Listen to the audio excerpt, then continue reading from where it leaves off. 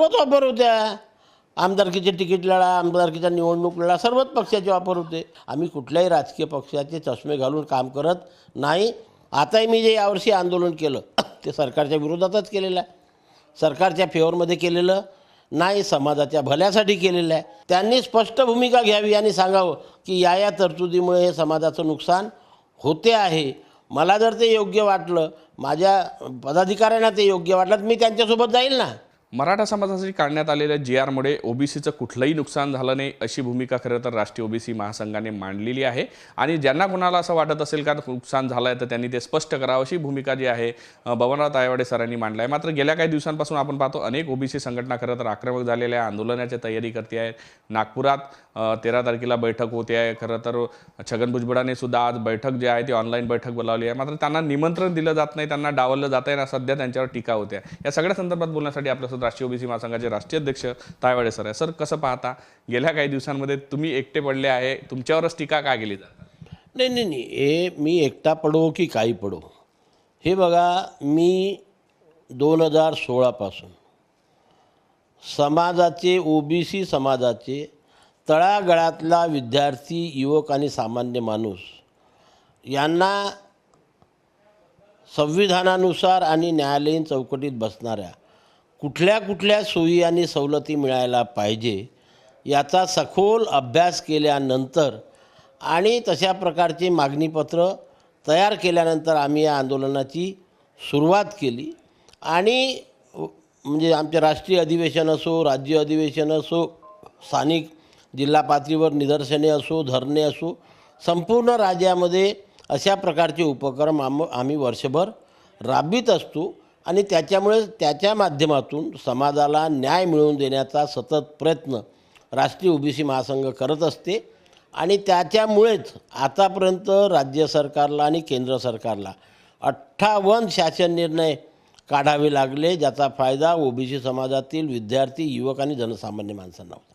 आणि मी स्वतःला आजपर्यंत नेता कधीच म्हटलेलं नाही. मी एक संघटनेचा पदाधिकारी आहे, संघटनेचा कार्यकर्ता आहे आणि नेहमी ओबीसी समाजाच्या तळागाळातल्या लोकांच्या सोबत राहतो, त्यांचे प्रश्न समजून घेतो. जे प्रश्न मला योग्य वाटले ते माझ्या अजेंडावर घेतो आणि सरकारपुढे मांडतो. सरकार कोणत्याही पक्षाचं असो, मी प्रत्येक पक्षाच्या सरकारसोबत बांधलेलो आहो.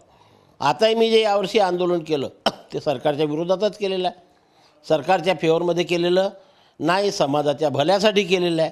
त्या माध्यमातून सरकार आमच्या ओबीसी समाजाच्या उत्थानार्थ, प्रगतीकरता काही शासन निर्णय लवकरच निघणार आहेत. आणि म्हणून आम्ही कुठल्याही राजकीय विचाराच्याला प्रेरित धरून किंवा डोळ्यासमोर ठेवून हे आंदोलन करत नाही, तर समाज हित हेच एकमेव ध्येय डोळ्यासमोर ठेवून आमची संघटना काम करत असते आणि त्याच्यामुळे आम्हाला त्याच्यामध्ये यश मिळत असते. कुठेतरी समाज हित म्हणून तुम्ही काम करताय, मात्र तुम्ही सरकारी चष्म्यातून पाहता, तुम्ही फार विद्वान आहे अशी टीका वडेट्टीवारांनी तुमच्यावर केलेली आहे पुण्यामध्ये. अशी का टीका तुमच्यावर होत आहे? खरं तर तुम्ही गेले अनेक वर्ष त्यांच्यासोबतही काम. नाही, मी सर्वांसोबतच काम केलेलं आहे. हे बघा, 2016 जेव्हा राष्ट्रीय ओबीसी महासंघाने राष्ट्रीय महाअधिवेशनाचं आयोजन करायला सुरुवात केली, वेगवेगळ्या राज्यामध्ये जाऊन आम्ही अधिवेशनं घेतलेली आहे. त्या अधिवेशनाच्या माध्यमातून महाराष्ट्र नाही तर त्या राज्यातल्या ओबीसींचे प्रश्न, देश पातळीवरचे ओबीसीचे प्रश्न हे आम्ही सर्व पक्षीय नेत्यांच्या पुढे मांडत असतो. सर्वच पक्षाच्या लोकांना आतापर्यंत आमच्या डायसवर आलेले आहे आणि त्यांनी आमच्या प्रश्नाची सोडवणूक केलेली आहे. त्याच्यामुळे सामाजिक संघटन चालवताना त्या सामाजिक संघटनेला कुठलाही पक्ष नसतो. पण तुम्ही लोक त्या प्रश्नाकडे किंवा त्या आंदोलनाकडे राजकीय नजरेतून बघत असाल, त्याच्यामुळे कदाचित माझ्यावरती हे आरोप होत असावे. मी राजकीय नजरेत समोर ठेवून मी आंदोलन करत नाही. आंदोलन कोणत्याही पक्षाचे असो, केंद्रात असो, राज्यात असो, सर्वांच्याच विरोधामध्ये सातत्याने आम्ही विरोधाची भूमिका घेत असतो आणि समाजाचे प्रश्न सोडवित असतो. तुम्ही कुठेतरी समाज हित जपताय असं तुम्ही म्हणताय, मात्र तुम्ही समाजाची दिशाभूल करताय असा आरोप तुमच्यावर करते, टीका तुमच्यावर तशा पद्धतीने होत आहे. मग काँग्रेसचे वडेट्टीवार असो की इतरही काही ओबीसी संघटना आहेत, ज्या कुणबी समाज संघटना आहेत, त्या तुमच्यावर टीका नाही. तर माझं मी पहिल्या दिवशीपासून आपल्याला म्हणतो आहे, जर माझी भूमिका चुकीची असेल तर त्यांची काय भूमिका आहे ते त्यांनी स्पष्ट करावं ना. अजूनपर्यंत कोणी स्पष्ट करत नाही. फक्त ओबीसीचं आरक्षण गेलं, ओबीसीचं नुकसान झालं, या दोनशिवाय तिसरा शब्द तर मला ऐकायलाच नाही मिळालेला. त्यांनी स्पष्ट भूमिका घ्यावी आणि सांगावं की या तरतुदीमुळे हे समाजाचं नुकसान होते आहे. मला जर ते योग्य वाटलं, माझ्या पदाधिकाऱ्यांना ते योग्य वाटलं, तर मी त्यांच्यासोबत जाईल ना. का मी आंदोलन करायचं राष्ट्रीय ओबीसी महासंघानं, यश झालं तरी नाव नाही आणि नुसत्या टीका करायचं काम हे जे बाकी संघटना आणि इतर लोक करते आहे, त्यांनी आपल्या आयुष्यामध्ये ओबीसी समाजासाठी काय केलं हे सांगावं ना. पहिले तुम्ही जर ओबीसी समाजासाठी काम केलं असेल आणि ओबीसी हिताचं रक्षण केलं असेल, ओबीसीच्या संविधानिक अधिकाराचं रक्षण केलं असेल आणि आता तुम्ही जी बाजू घेताय ती तुमची योग्य आहे, तर आम्ही तुमच्यासोबत राहू. पण राष्ट्रीय ओबीसी महासंघाला क्रेडिट जाते आहे म्हणून आता राष्ट्रीय ओबीसी महासंघाला बदनाम करायचं काय आणि कुठलेही आरोप करायचे. राज्य म्हणजे सत्तेमध्ये जो पक्ष आहे त्यांच्या चष्म्यातून बघतात किंवा आणखी कुठले बघतात यांच्या, हे कधी नाही. आम्हाला जर कुठल्या पक्षाचं काम करायचं असतं तर मला खूप याच्यापूर्वीसुद्धा ऑफर होत्या, पण आम्ही जेव्हा फक्त ओबीसी समाजाच्या हिताचं रक्षण करायचं हे ध्येय डोळ्यासमोर ठेवलं, आम्ही कुठल्याही राजकीय पक्षाचे चष्मे घालून काम करत नाही, तो स्वतंत्र विचारसरणीने काम करत असतो आणि म्हणून आम्हाला यश मिळत असते. तुम्ही म्हणता सर अनेक पक्षाची ऑफर होती, पण तरी तुम्ही समाज हितासाठी त्या सगळ्या ऑफर धुंकारल्या. नेमक्या काय ऑफर होत्या आणि काय तुम्ही? सर्वच ऑफर होत्या. आमदारकीचे तिकीट लढा, आमदारकीच्या निवडणूक लढा, सर्वच पक्षाचे ऑफर होते. आम्ही नाही स्वीकारले नव्हते.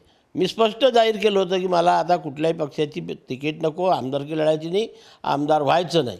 काय मला फक्त ओबीसीचं काम करायचं आहे आणि सर्व पक्षीय नेत्यांना घेऊन काम करत असतो, हे सुद्धा सर्वांना माहीत आहे. ज्या ज्या लोकांना माझे विचार पडतात, समाजाचं हित व्हायला पाहिजे असं ज्या नेत्यांना वाटतं, ते नेते माझ्यासोबत येतात. ज्यांनी कधीच समाजासाठी काही केलं नाही ते माझ्यासोबत कसे येणार काय. आणि जोपर्यंत आम्ही घेतो ना, विजूभाऊसोबत आम्ही काम केलं त्या 4-5 वर्ष, नाही केलं असं नाही आहे. तेव्हा नाना पटोले साहेब आमच्या विचारपीठावर नेहमी आलेले आहेत. भाजपचे मोठे ज्येष्ठ खासदार आलेले आहे, मंत्री आलेले आहे. देवेंद्र फडणवीसजी पहिल्यांदा नाही आले, 3दा आमच्या राष्ट्रीय अधिवेशनाला यापूर्वी आलेले आहे. मुंबईला होते, दिल्लीला होते, आता गोव्याला आलेले आहे. आणि ते संविधानिक पदावर मुख्यमंत्री या राज्याचे. आम्ही मुख्यमंत्र्यासमोर नाही प्रश्न मांडायचे तर कोणत्या प्रश्नावर मांडायचे काय, कोणती सामाजिक सांगा प्रश्न त्यांच्याकडंच आम्हाला सोडवून घ्यावे लागेल. आणि म्हणून पण आणि आता समाजाचे प्रश्न सुटतात आहे. ओबीसी समाजातील विद्यार्थी युवकांना आता चांगल्या संधी उपलब्ध होत आहे, याचा त्यांना आनंद होत नाही. आणि काहीतरी आरोप करून यांनी कोणते प्रश्न मांडले ते सांगावे ना. कुठेतरी यांना श्रेय मिळत नाही, यामुळे तुमच्यावर आरोप होता असं तुम्हाला म्हणायचं आहे? कुठेतरी या सगळ्यामुळे तुम्हाला यश मिळतंय हे इतर संघटनांना खुपतंय? नाही, ते तो त्यांचा समज आहे. खुपते नाही खुपते मी ते म्हणणार नाही. समाजासाठी काम करावं, आम्ही अहोरात्र धडपडत असतो, काम करत असतो आणि समाजाचा संविधानिक अधिकाराचं रक्षण करत असतो. की या देश स्वातंत्र्य होऊन 75 वर्षाच्या वर झालेल्या आहे. संविधानाच्या कलम 340 नुसार या ओबीसी समाजाला ज्या सोयी आणि सवलती 1952 पासून मिळायला पाहिजे होत्या त्या 2016पर्यंत का नाही मिळाल्या, का नाही मिळाल्या? याचं उत्तर कोणी द्यावं की आम्ही या प्रश्नासाठी भांडलो होतो पण आम्हाला यश आलं नाही. आजही एवढे ओबीसी समाजाचे 94-95 आमदार आहेत किंवा वेगवेगळ्या क्षेत्रामध्ये किती लोक समाजाच्या प्रश्नासाठी पुढे येतात. स्वतःचं हित जिथं आहे, स्वतःचं हे तिथे ते समोर दिसतील, नंतर समाजाची आठवण येत नाही. अनेक ओबीसीचे नेते असे आहे की ते तर स्वतःला ओबीसी समजत नाही काय. मग अशा लोकांकडनं आम्ही कुठली अपेक्षा ठेवत नाही. कोणत्याही पक्षाचा असो, जो ओबीसीच्या हिताचं रक्षण करेल त्याच्यासोबत आम्ही राहू आणि ते आमच्यासोबत राहतील आणि समाजाचे प्रश्न सोडवू. खरं तर तुमच्या संघटनेमध्ये सगळ्याच पक्षाचे पदाधिकारी आहे, म्हणजे जे सगळ्याच म्हणजे विरोधातले असो की सत्तातले आहे ना.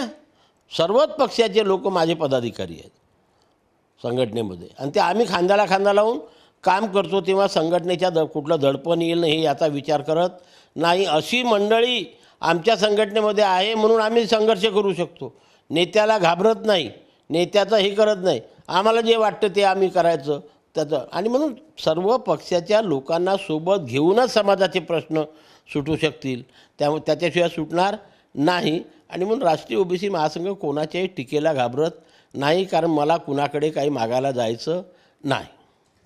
खरं तर आज संध्याकाळी सुद्धा छगन भुजबळ साहेबांनी बैठक बोलावली, ऑनलाईन बैठक आहे, त्यात तुम्हाला आमंत्रण आहे का?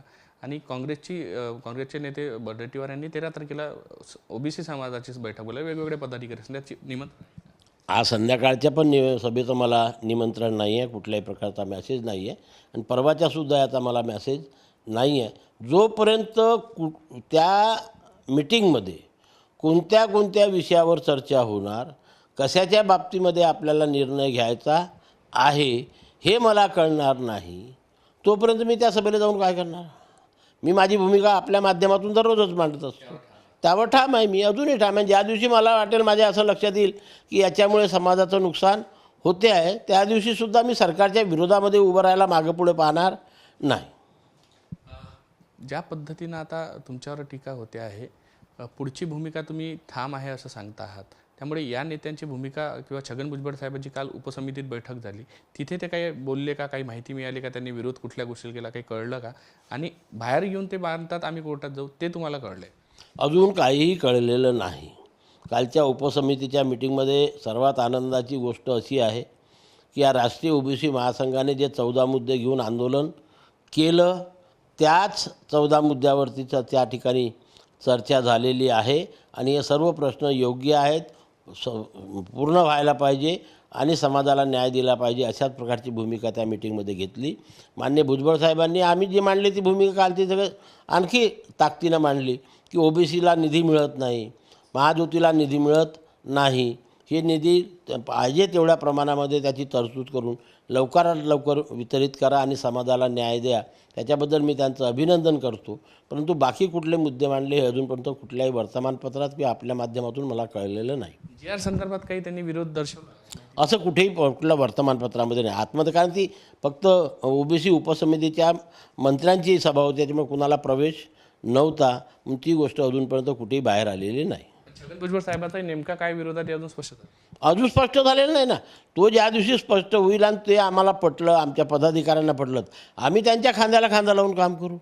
कारण समाजाचं हित जपणं हे ओबीसी समाजातल्या प्रत्येक नेत्याचं कर्तव्य आहे. ते कर्तव्य निभावण्याकरता मी कोणाही सोबत रस्त्यावर यायला केव्हाही तयार आहे. त्याच्यात मला एवढीच्या प्रत्येक शंका नाही. राष्ट्रीय ओबीसी महासंघाचे राष्ट्रीय अध्यक्ष बबनराव तायवाडे सर खरं तर त्यांनी सांगितलेलं आहे की जो GR आहे त्यामध्ये ओबीसीचं कुठलंही नुकसान नाही, त्या भूमिकेवर मी ठाम आहे. मात्र एनकेन पुढच्या काळात जर अशा पद्धतीची भूमिका स्पष्ट झाली तर मी त्यासाठी सरकारच्या विरोधातही रस्त्यावर उतरायला तयार असणार आहे. मात्र आता तरी सध्या कुठल्याही पद्धतीचं नुकसान नसल्यामुळे ते त्यांच्या भूमिकेवर ठाम आहे. व्हिडिओ जर्नलिस्ट सौरभ बोलेसह पराग डुबळे, साम TV न्यूज, नागपूर. देश विदेशातील प्रत्येक घडामोडींचे लाईव्ह अपडेट मिळवण्यासाठी आता साम टीव्हीच्या सर्व सोशल मीडिया प्लॅटफॉर्मला लाईक, फॉलो आणि सबस्क्राईब करा. तसंच सर्व नोटिफिकेशनसाठी बेल आयकॉन प्रेस करायला विसरू नका.